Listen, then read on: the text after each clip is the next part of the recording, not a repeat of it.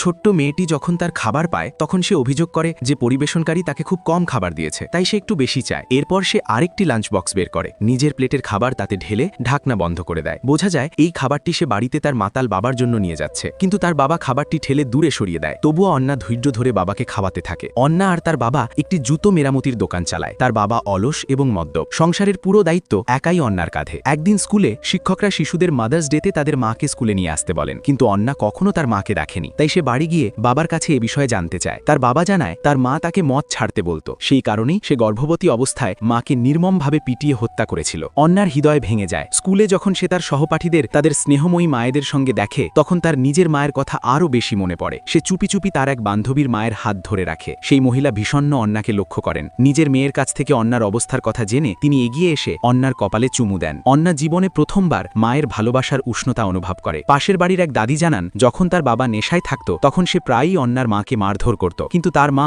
সবকিছু নীরবে সহ্য করত।